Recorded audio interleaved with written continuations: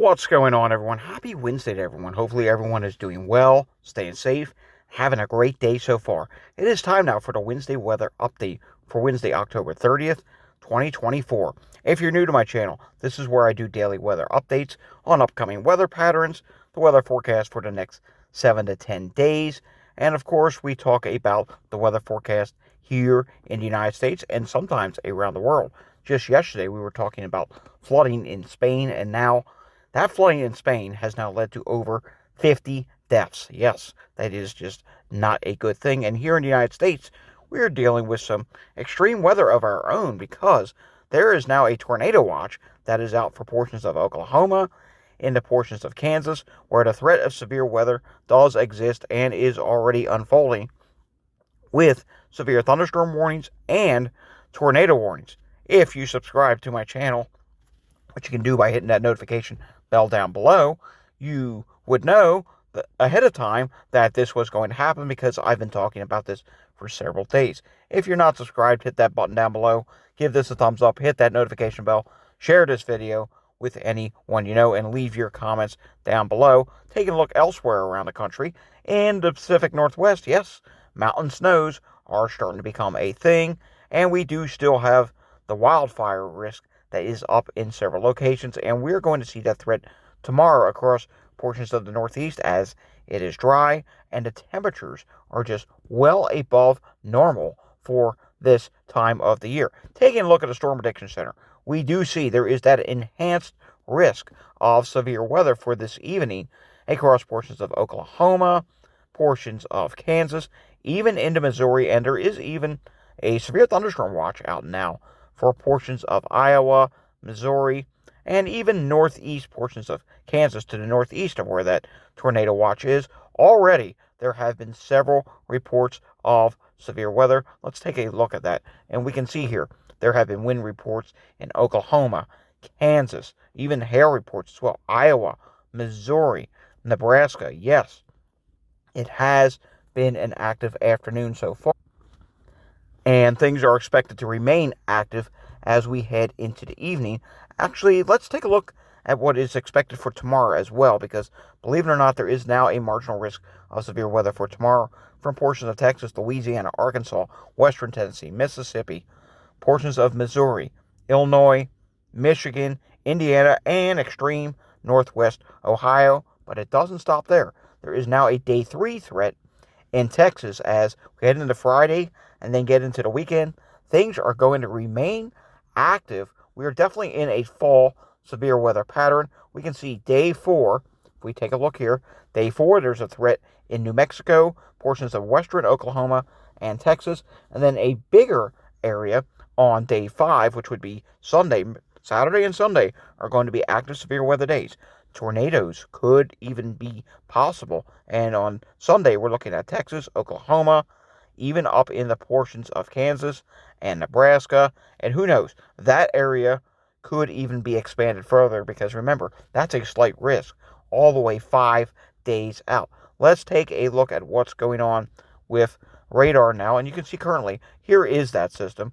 And we do see showers and thunderstorms across portions of Oklahoma. Some of these are strong to severe. This will continue to evolve as the evening goes on. Eventually, this system will slightly start to push eastward. All right, taking a look now at the expected precipitation for the next 1 through 7 days. And we can see heavy precipitation is continuing to be expected across portions of Texas, Oklahoma, Kansas, even straight on through to Missouri, Chicago, like Illinois. Yeah, Chicago, Illinois could happen. Green Bay, maybe to the southeast of Minneapolis, but the bullseye, really, you can see is Oklahoma, Kansas, and portions of Missouri, where there could be anywhere from 3 to 5, even locally 5+ inches of rainfall from multiple systems. You do see in the east, nearly bone dry still. Philadelphia, Baltimore, Washington, Richmond, Virginia, Greensboro, bone dry. Once you get to North Carolina, you don't really need the rain, but northeast of there, we really could use it. We will get some new drought information in tomorrow. Taking a look at what's going on in the Pacific Northwest, look at this. A very wet pattern is expected to continue, at least for the next 5 days or so, for portions of Washington, Oregon, Northern California, Idaho, and there will be some mountain snows. Higher terrain could see quite a bit of snow, to be honest with you. So that's something we will continue to watch as well. Taking a look at the HER model for the rest of this evening, and you will see here showers and thunderstorms will continue to evolve. A squall line will get going, and that line will gradually push eastward, and you can see why there is a marginal risk for tomorrow. There will be isolated incidences of severe weather, and take a look at this. The area of low pressure, the backside of it in Wisconsin and Minnesota, yes, the HER model is showing some snowfall could occur from that. Not expecting any major accumulation, but hey, some of your first flakes of the season are possible. Taking a look at the longer range on the GFS, I will show you what happens over the weekend. Take a look at this. Things really get active Saturday into Sunday across portions of the plains. And then yet again, next week, you can see another system gets going Monday night into Tuesday. That as well could pose a risk of severe weather. But when we show you the precipitation for, we'll actually back this up a little bit, for over 200 hours out, you can see the east remains dry, very wet in between in the plains. And yes, you do see that active weather for a little bit in the Pacific Northwest before you will start to go into a drier pattern. And taking a look at the temperatures, because let's take a look at them. Tomorrow is Halloween. So for most places tomorrow, Halloween, at least in the east, it is going to be fairly warm.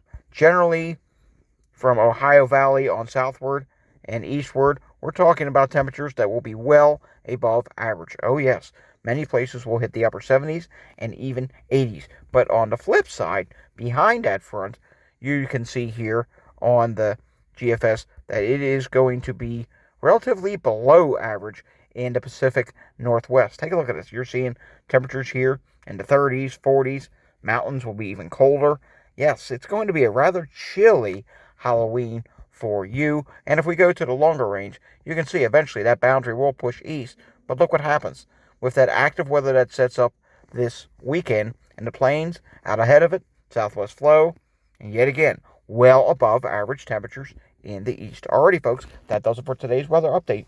We'll have another weather update again tomorrow with new drought information.